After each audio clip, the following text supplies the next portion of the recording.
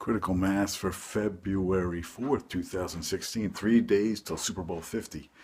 I just saw a preview. I have the Apple TV, and they had a preview for the movie called Pandemic with, is it Mekhi Pfeiffer? Rachel Nichols, who I've seen. I actually went to a movie. She was a small independent film. I think I went to a screening. Well, it just seems like 28 days later, but worse. Not that interesting. I mean, you know what?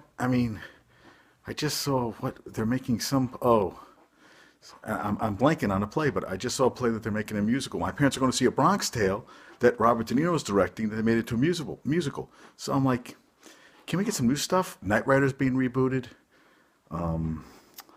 The Gilmore Girls is going on Netflix. Full House on Netflix. Hey, you know what? I guess somebody's asking for it, so they're going to do it. But let's get some new material out there, folks. This is terrible. And the plane, the bomb, the plane, the guy gets sucked out of the plane from Somalia. They had said he was an 80-year-old guy, whatever. There is now that it's not. They think he might have been a suicide bomber, and he was supposedly he was in a wheelchair, and the wheelchair might have been the bomb that blew it open. And it actually didn't crash the plane, but he got sucked out. So just scary, man. They had an article today in the paper, New York Times, about security at the Super Bowl, which they have to have because that's crazy stuff. So, yeah, I was up early this morning. What did I watch this morning? I don't know. Oh, what did I watch? Oh, I watched the Seth Rogen movie again, the one about North Korean dictator whose name I always forget. Yeah, I'm blanking on the goddamn movie. I thought it was pretty funny. I watched it again. I thought it was pretty funny again. I can't remember what it's called. The guy who played the dictator is on Fresh Off Boat, and he was on Veep. He was really good. He's really funny, man. Did a good job in the role. Can't remember the movie. I'm blanking on everything right now.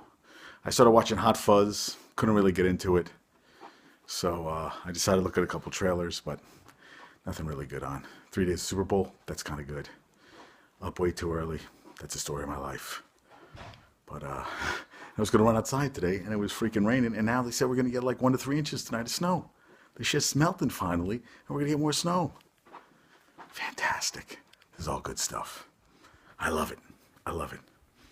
What else did I read about today? Read about Kenny Stabler. Now, you know what? And I feel for these guys, but I mean, are we shocked about this? More and more guys coming forward. There's going to be more and more guys. There's going to be quarterbacks, offensive line. They're going to keep coming. It's now there are always going to be people that aren't going to be susceptible to getting the brain injury. Is it CTE? I'm blanking. Yeah, CTE. That there's always going to be susceptible, but it's interesting. I watched today. They just had Players Only NFL Network, and they had Brett Favre on. And maybe I'm just more aware, but he sounded like he was fumbling with words. He wasn't getting his thoughts out. He wasn't making sense at some points. He was getting a little garbled and whatever. And I'm curious to see if anybody's going to come out about it. I saw him a couple months ago when they honored him at Green Bay, and it was a really interesting interview. Today, maybe he was tired, whatever, but he really sounded like he looked fine, but something was off. Something was off with him today. Maybe it was just me, but I said, something doesn't sound right with Brett Favre, and I love him. But that guy played forever. Never missed any games. He got hit all the time. He played with shit that nobody else should have played with. So my mom sees all this stuff. She goes, this is terrible. And I said, I keep watching it. I never played, but I keep watching. It is my favorite sport to watch, hands down. Hands down. Baseball, kind of slow, basketball. But football, I could watch all day, every day. I don't know. There's something about the sport. It was my biggest regret was not playing high school football. Looking back now, it might have been, that's one thing I can regret forever, and that's going to be okay. But I did.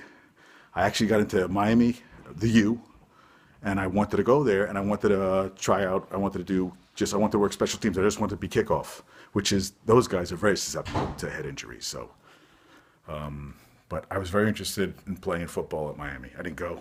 Probably would have flunked that in 6 months. Come on, school in Florida, palm trees and all that stuff. I wasn't ready to go away to college in the first place. So there would have been that good. But I'll tell you, I think I might. It would have been cool. All right, hack a player rule changes coming this summer. according to Adam Silver, because they had a thing where it just popped up on. That's why I'm talking about it. But yeah, this hack like where they put the guy to the line 50 times and he misses all the free throws like Drummond one game. I think one guy did 5,000 like 19 seconds just so they could put him on the line, and he was missing free throw after free throw. It's ridiculous. I can't stand the college game at the end. It takes the last 2 minutes. It takes about 15 minutes to play. So, all right, folks, I'm tired. Oh, and I'm psyched tonight. 30 for 30 tonight on the 85 Bears. I love that team. I am still pissed that Peyton didn't get a touchdown in the Super Bowl. And Dick had said it. We forgot, I wasn't paying attention. Bullshit. He was the franchise man.